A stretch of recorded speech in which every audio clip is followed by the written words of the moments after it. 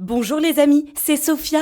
Avant que Biblus ne nous dépose, n'oubliez pas de vous abonner pour ne manquer aucun arrêt. C'est très simple, il suffit d'appuyer sur le bouton s'abonner en haut de l'épisode. Merci beaucoup et c'est parti. Biblus, le bus des explorateurs de la Bible.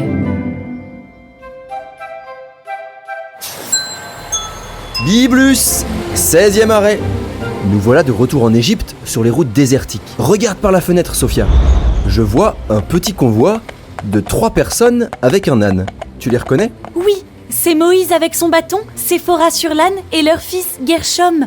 Moïse obéit à Dieu en se dirigeant vers l'Égypte. Souvenez-vous les amis, Dieu lui a demandé de sortir le peuple hébreu soumis en esclavage grâce au buisson ardent. Et regarde au loin, un homme s'avance. Sors tes jumelles. Tu penses savoir qui c'est ? Oh, mais c'est sans doute le frère de Moïse, Aaron. Il lui ressemble comme 2 gouttes d'eau. Allez, je te laisse finir le chemin avec eux vers la ville. À tout à l'heure, Sophia. À tout à l'heure, Biblus. Bonjour Moïse, bonjour Séphora, bonjour Aaron, bonjour Gershom. Oh, Sophia, tu es là. Je te présente mon frère, Aaron, que je suis heureux de le rencontrer. Dieu lui a dit de me retrouver dans le désert. Nous avons discuté et nous partons prévenir les anciens du peuple d'Israël. Allons-y. Nous revoilà dans la ville de Pharaon, bruyante, complexe comme une fourmilière. Mais où allons-nous, Moïse ? Aaron m'a dit que les anciens d'Israël nous soutiennent. Dieu avait raison, le peuple est avec nous, il nous croit. Maintenant, nous devons aller voir Pharaon, comme Dieu nous l'a demandé. Je vais d'ailleurs laisser Séphora et Gershom avec les anciens et partir en direction du palais avec Aaron. Tu nous accompagnes ? Avec plaisir. Est-ce que je peux y aller sur le dos de ton petit âne ? Yahoo !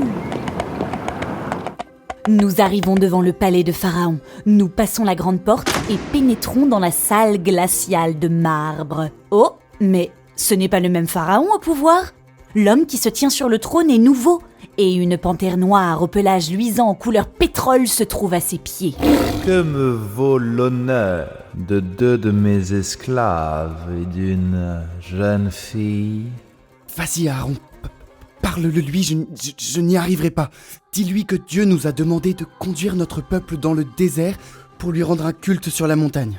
Nous sommes Aaron et Moïse. Pharaon, écoute. Ainsi parle le Seigneur, le Dieu d'Israël.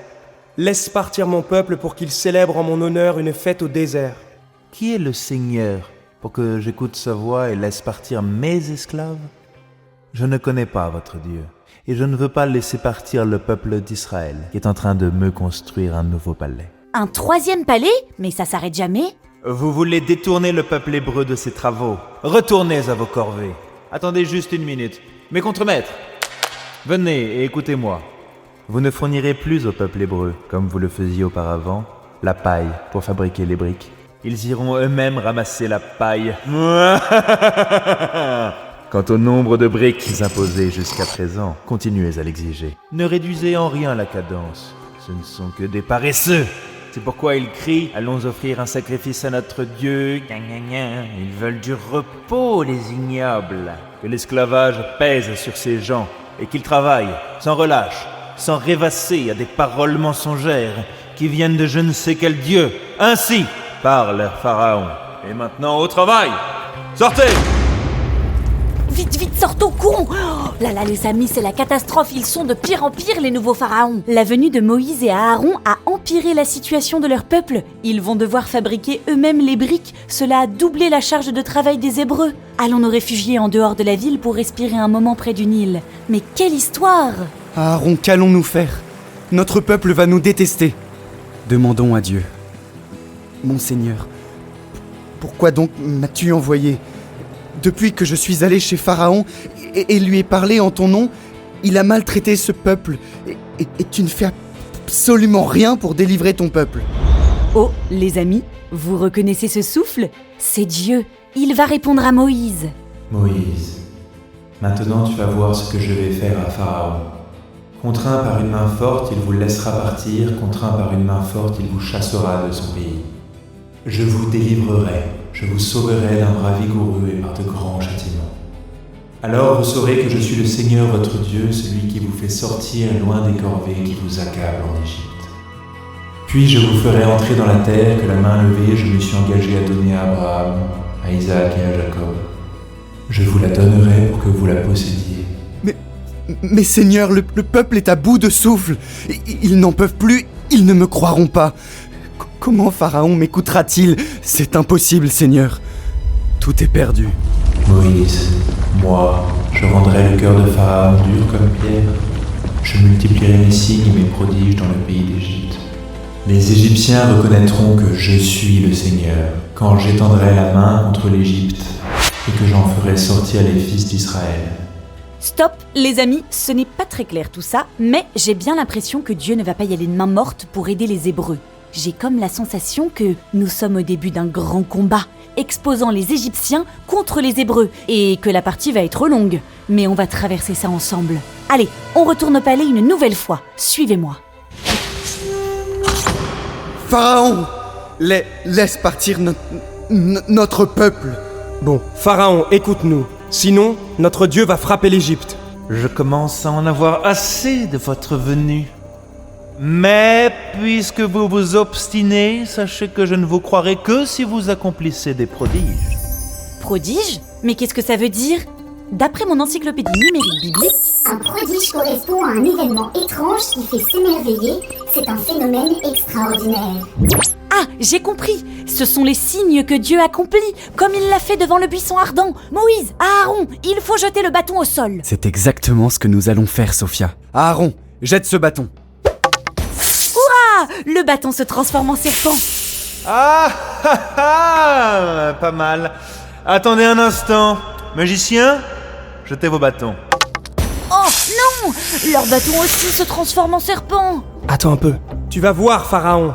Le serpent de Moïse et Aaron se dresse, il siffle fort et... Oh, il a englouti les serpents des magiciens. Il les dévore. Je n'aime pas ça, Moïse.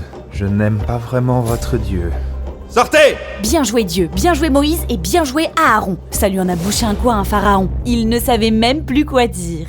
Oui, cependant, il ne veut toujours pas nous laisser partir. Oh, j'entends un souffle.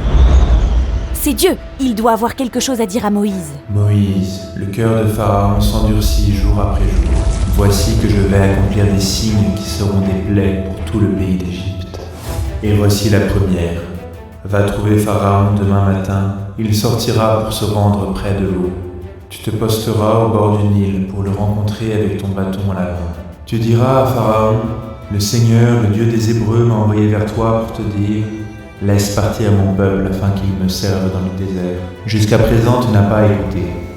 Voici que moi, je vais frapper les eaux du Nil avec le bâton que j'ai dans la main et elles se changeront en sang.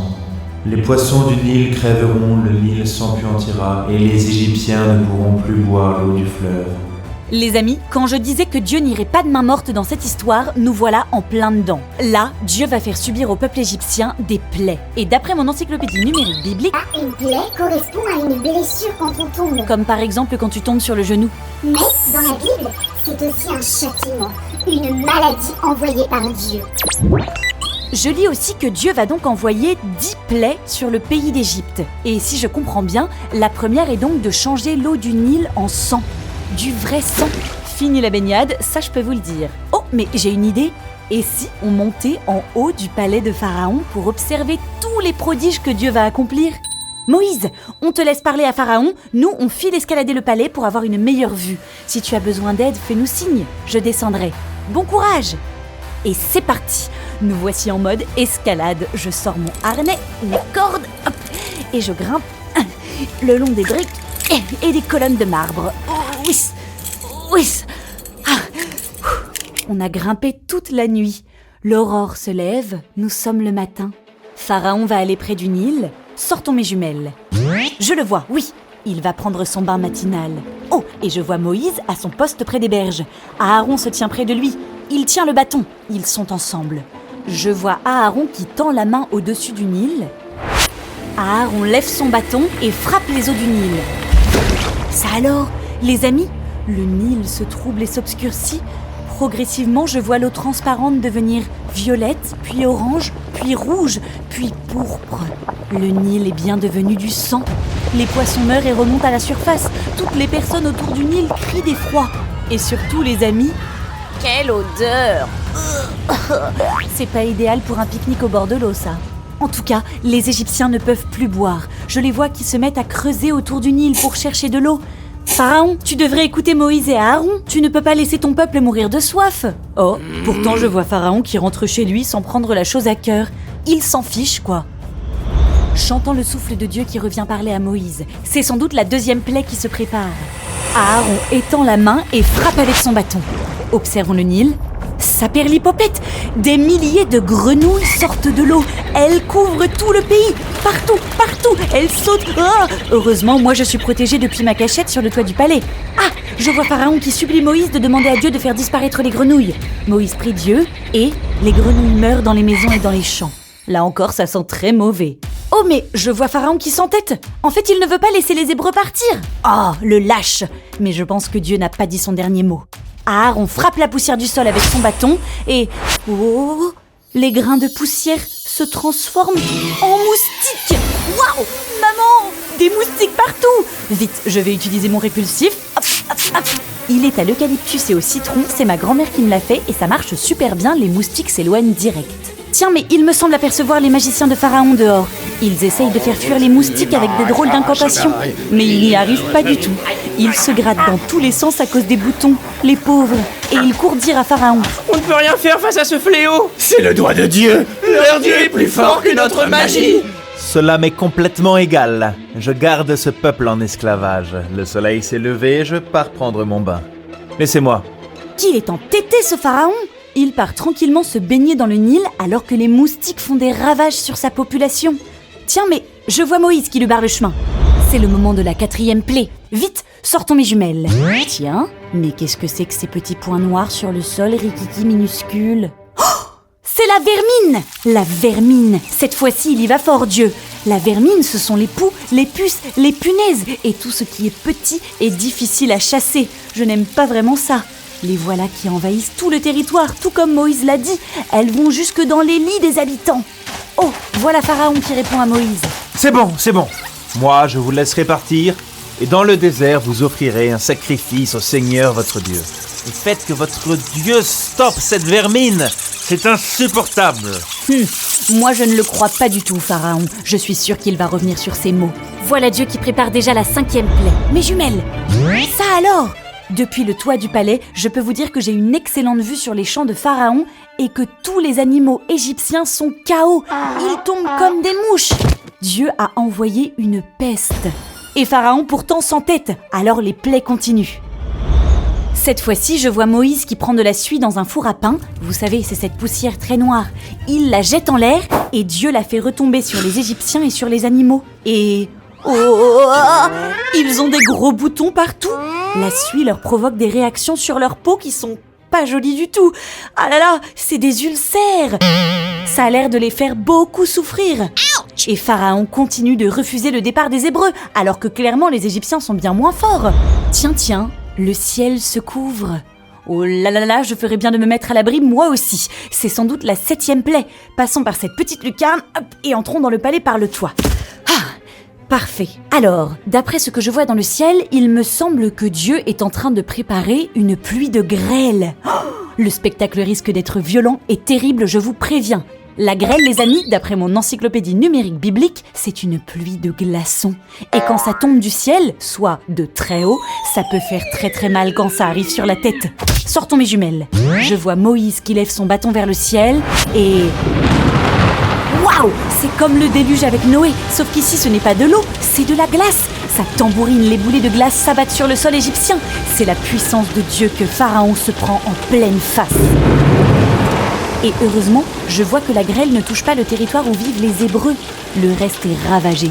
Pharaon implore de nouveau Moïse, il lui promet que si la grêle s'arrête, il laissera le peuple hébreu partir. Mais moi, je n'en suis pas si sûre. Dieu fait arrêter la grêle.